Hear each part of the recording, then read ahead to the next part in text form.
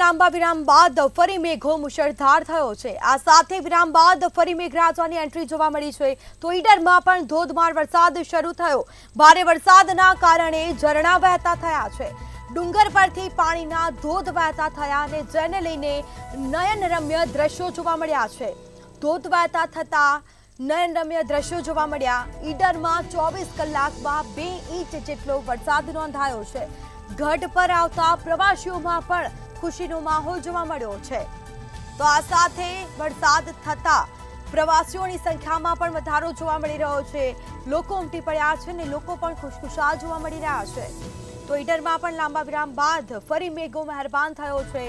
મન મૂકીને મેઘરાજાએ ધબધબાટી બોલાવી છે। તો ભારે વરસાદને પગલે ઝરણા પણ વહેતા થયા, જેમાં ડુંગર પરથી પાણીના ધોધ પણ વહેતા થયા છે। નયનરમ્ય દ્રશ્યો જોવા મળ્યા છે।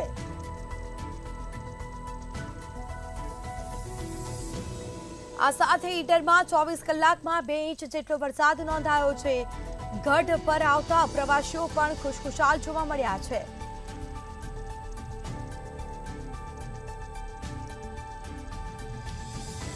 તો આ સીધા દ્રશ્યો અમે આપને બતાવી રહ્યા છે।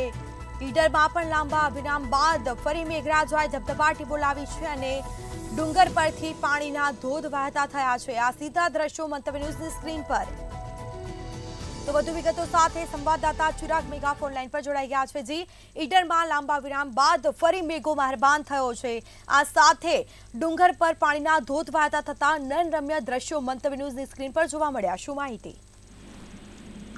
જીસ્મિતા, સાબરકાંઠા જિલ્લાની અંદર સતત 2 દિવસથી મેઘરાજા મહેરબાન થયા છે। સતત 2 દિવસથી મેઘો મહેરબાન થતા વરસાદ પણ થઈ રહ્યો છે। વરસાદને કારણે જે ડુંગર પરના પાણીના ધોધ છે તે ધોધ વહેતા થયા છે। પાણીના ઝરણા વહેતા થતા નયનરમ્ય દ્રશ્યો પણ જોવા મળી રહ્યા છે અને ખૂબ અલરાહક દ્રશ્યો અહીંયા જોવા મળી રહ્યા છે। અને હાલ કુદરત જે વનસ્પતિ છે તે પણ સોળે કળાએ ખીલી ઉઠી છે। તો બીજી તરફ જે ધોધ છે તે ધોધ વહેતા થતા નીચેના જમીન પર જે તળાવો આવેલા છે તે તળાવોની અંદર પણ પાણીની આવકમાં વધારો નોંધાશે અને ક્યાંક ક્યાંક આસપાસના લોકોના બોરના અને તળાવના જે બોર ને કુવાના જળસ્તર છે તે પણ ઊંચા આવશે। પરંતુ હાલના સમયે જે ડુંગર પરના ધોધ વહેતા થતા ડુંગરની અંદર વસવાટ કરતા વન્ય પ્રાણીઓ પશુઓને પણ પીવાના પાણીની અછત હતી તે નહીં રહે ને તે લોકોને પીવાનું પાણી પણ મળી રહેશે। હવે જે વન્ય પ્રાણીઓ છે તે ડુંગર પારથી બહાર આવતા હતા, હવે ક્યાંક ને ક્યાંક વરસાદને કારણે ધોધ વહેતા થયા છે। તો બીજી તરફ ઠંડક થઈ છે, તેની વચ્ચે તે લોકો પણ હવે ઠંડકનો રાહતનો શ્વાસ લેશે। કારણ એક જ છે કે અવારનવાર